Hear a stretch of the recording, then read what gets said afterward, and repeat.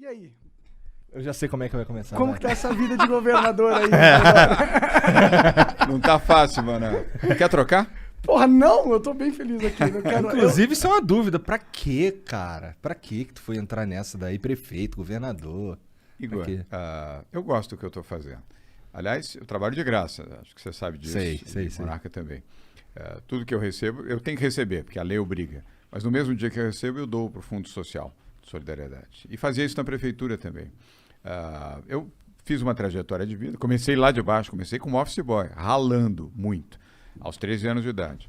E aí, posso contar isso? Não? Claro, Posso? cara, o tempo é seu, vai. Até para contextualizar. É que eu não sei que horas que tu tem que ir embora. Na hora que vocês quiserem. Então, a hora que vocês maravilhoso. mandarem embora. Ih, se deu mal agora. A hora que vocês mandarem embora. Então vai lá. Meu pai foi deputado federal, foi cassado pelo golpe de 64, foi pro exílio. Eu fui também, junto com meu irmão, minha mãe. Isso foi em 1964. Eu era pequenininho, tinha 6 anos de idade. Nós ficamos 2 anos no exílio. Depois eu voltei com a minha mãe e o meu irmão Raul. E nós voltamos porque meu pai já não tinha mais dinheiro para nos sustentar lá fora. Então tivemos que voltar. E aí foi uma fase dura da nossa vida, Monarca, muito dura, porque naquela época as mães não eram educadas para trabalhar, enfim, eram educadas para serem mães. Perguntar para a avó de vocês, Sim. não sei se elas estão vivas, as avós de vocês, elas foram educadas para serem do lar, para serem mães, né? Mulheres, esposas. Então minha mãe voltou, minha mãe não sabia o que fazer e tinha muita dificuldade. Então eu fui trabalhar logo cedo. Aliás, eu nunca esqueço esse número, eu bati em 13 portas.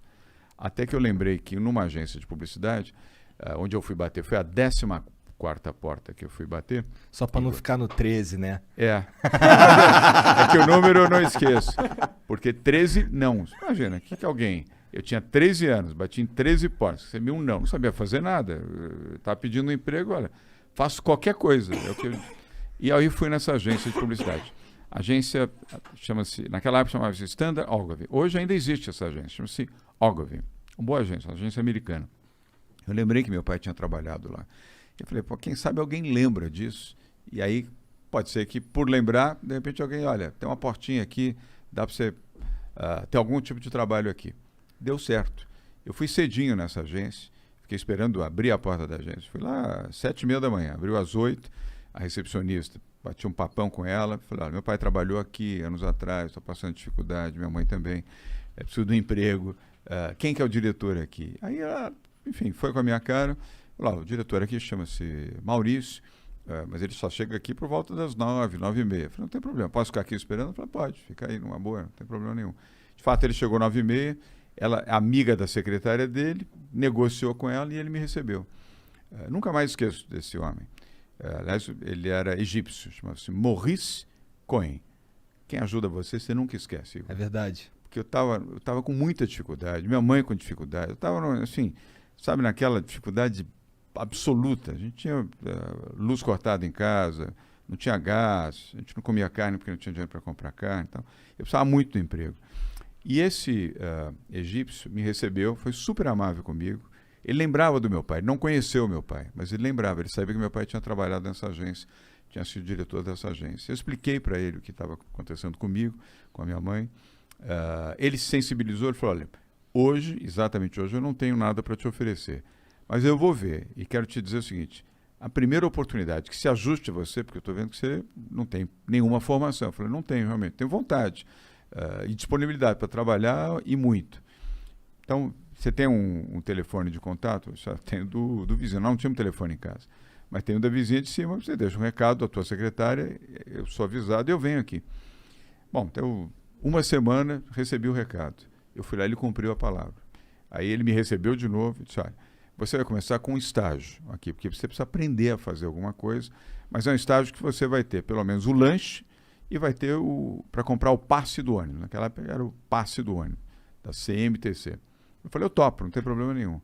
Eu comecei, 10 dias depois, ele veio e falou, você vai ganhar um emprego. Eu comecei como boy interno da agência. Eram 3 casas na Alameda Santos, então tinha que levar coisa de uma casa para outra casa, da outra casa para cá, etc.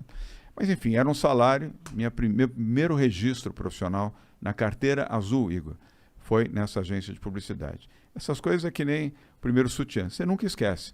E você lembra, eternamente. Nunca mais vou esquecer desse homem que me ajudou, ele já faleceu até. Nunca mais vou esquecer desse primeiro emprego, nunca mais vou esquecer desse primeiro registro.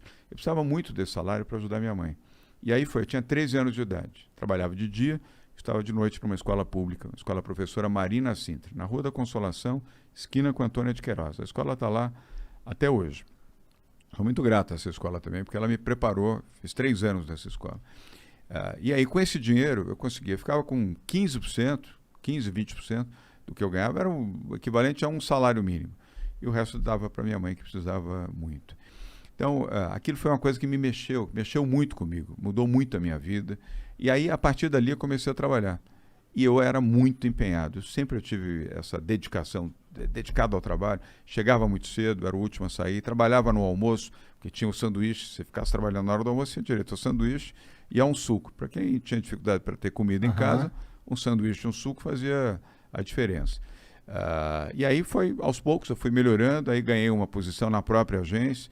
Aí melhorou o salário mais um pouquinho. Aí ganhei, tempos depois, meses depois, uma outra posição. Melhorou um pouquinho mais o meu salário. Deixei de ser boy, passei a ser assistente de rádio e TV. Aí já o salário já era um pouquinho melhor. E aí foi assim que eu comecei a minha vida. Aí depois fui trabalhar na TV Tupi. Você nem lembra da Tupi, né? Não, mas eu ouvi falar pra caramba. Pô.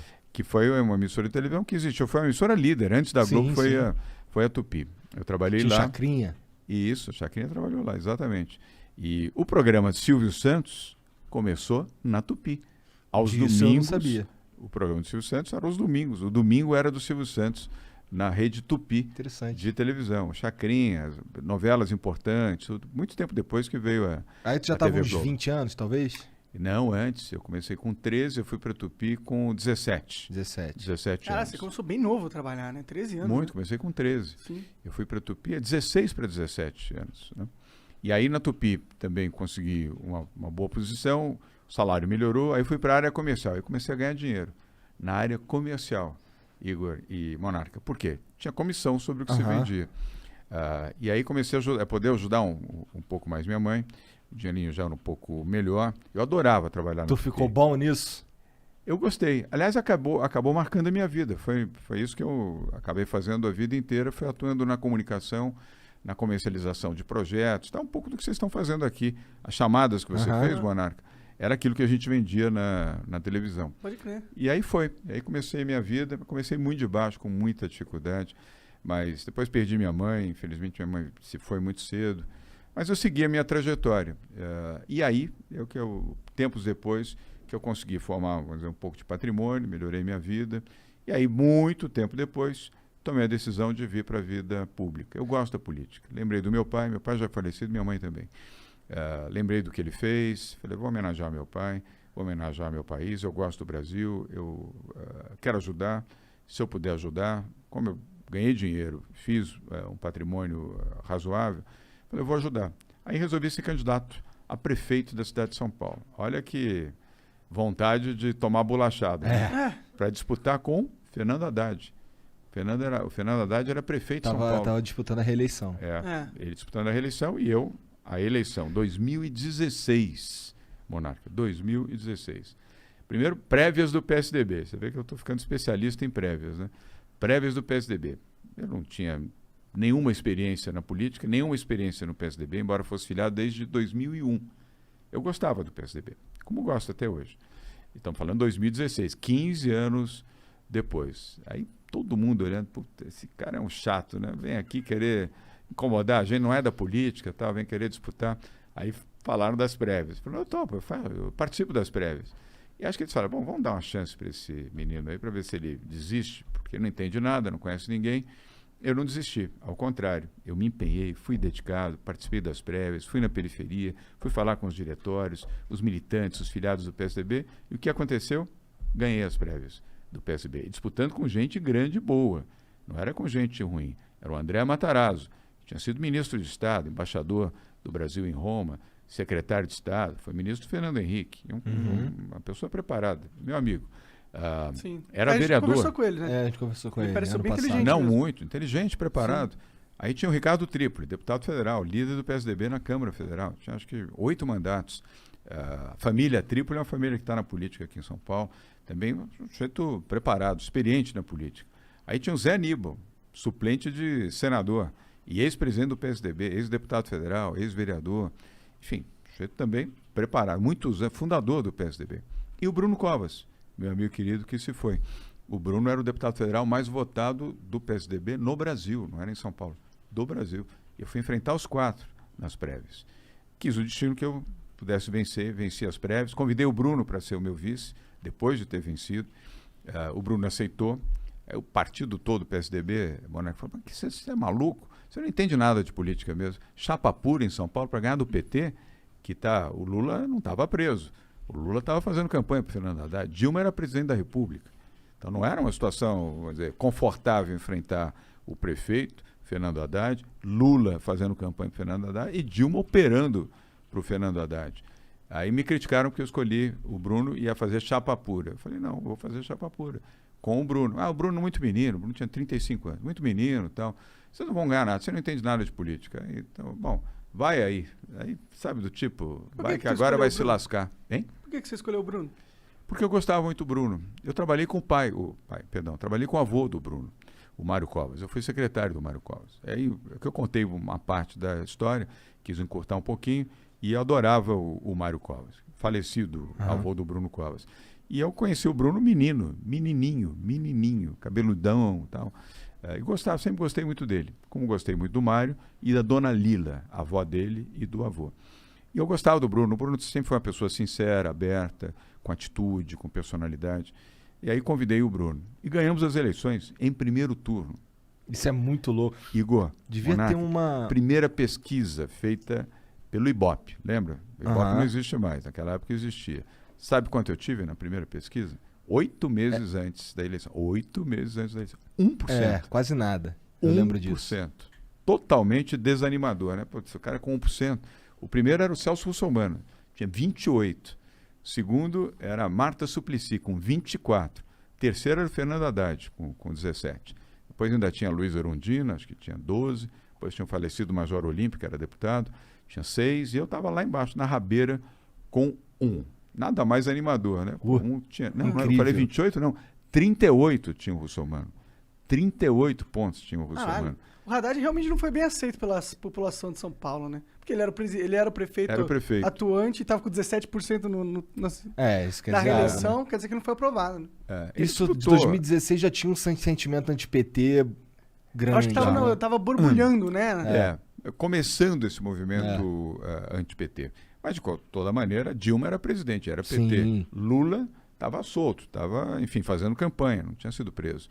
E o Fernando Haddad, enfim, era o prefeito da cidade. Então, você vê que o que faz a diferença é trabalho, dedicação, perseverança, confiança e montar um bom grupo. Foi o que eu fiz com o Bruno Covas. E depois, a partir daí, fizemos uma boa campanha na periferia de São Paulo e ganhamos a eleição. Primeira vez que um candidato ganha eleição em primeiro turno. Em São Paulo? Primeira vez. Sério? Nunca. Na história? Na história. Caralho. Foi só essa vez, com 53. Saímos de 1 e fomos para 53. Que é muito maluco, A que tu atribui essa virada fenomenal, assim? Trabalho, dedicação e verdade. Não dá dica nenhuma, pô. Como que Não, e eu fui ali também o anti-PT. Naquele momento, eu fui o anti-PT, porque eu não era da política. Assim? Não, concretamente não. E eu me posicionei, como me posiciono até hoje. Eu não quero ser desrespeitoso com ninguém. Mas a minha posição continua sendo uma posição anti-PT. Mas eu não quero com isso também ser grosseiro com ninguém, nem condenar ninguém que, enfim, goste do PT ou que tenha preferência pelo PT. Mas naquela circunstância era a minha posição, continua sendo até hoje, também daqui com toda a liberdade e toda a sinceridade. Depois, em 2018, o PSDB precisava de um candidato para disputar o governo, porque não queriam entregar para o Márcio Cuba, o Márcio França, que era do PSB, Partido Socialista Brasileiro. Quem é que tem chance aí para ganhar do Márcio França? Aí, Márcio Cuba. Márcio Cuba. O João Dória. Putz, mas eu sou prefeito, eu não estou com vontade de sair, não. Se não for você, o PSDB vai perder a eleição. Depois de 30 anos ou 28 anos como governo, vai perder o governo para um partido de esquerda, para o PSB, Partido Socialista Brasileiro. Putz, pensei, aí tá bom. Vou lá, tive que renunciar à prefeitura. Não é fácil renunciar o mandato. Eu tive mais de 3 milhões de votos. E a população deve ter ficado meio puta, né? Claro que ficou, né? Com razão. Você foi eleito para aquilo, depois você teve que renunciar para poder defender o governo, mas eu entendi que eu fazia aquilo, eu ia criar uma enorme frustração dentro do PSDB. E eu sou corajoso. Aí eu topei, falei, tá bom, vamos lá. Aí fui disputar outra prévia. Prévia, mesmo tendo sido prefeito, fui disputar prévias. Aí mais 3 outros candidatos bons também disputando as prévias em 2018. O resultado, ganhei as prévias, depois ganhei a eleição para o governo de São Paulo. Então O Márcio França realmente chegou perto de ganhar? Ele foi competitivo, foi para o segundo turno, sim. Entendi. No primeiro turno tinha 13 candidatos, tinha o Paulo Scaff, tinham muitos candidatos. O Celso Russomano de novo disputou, aliás começou liderando, depois caiu. Tinham vários candidatos disputando. E ele foi para o segundo turno, foi um candidato competitivo. Deu trabalho, mas nós ganhamos. Agora você viu, disputei 2 eleições em 3 anos e venci as 2 eleições. Eu estou com 4 anos e meio de vida pública. Eu adoro o que eu estou fazendo, gosto de ajudar as pessoas, gosto de ajudar principalmente quem mais precisa. Como eu vivi essa experiência do outro lado, sem dinheiro, com dificuldade, sem dinheiro para pagar a luz, minha mãe chorava toda noite. Enfim, essas coisas que você não esquece, a dificuldade que você não esquece. Mas ao invés de ficar revoltado, eu transformei tudo isso em aprendizado, Igor.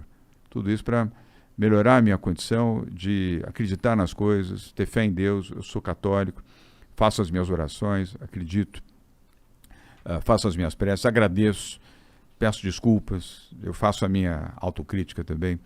Que quando você fala com Deus, você faz a sua autocrítica. Você pode fazer os seus pedidos. Deus. Mas é importante ter autocrítica e pedir perdão. Errei, fiz errado. Não é só pedir e não é só agradecer, também reconhecer quando você erra.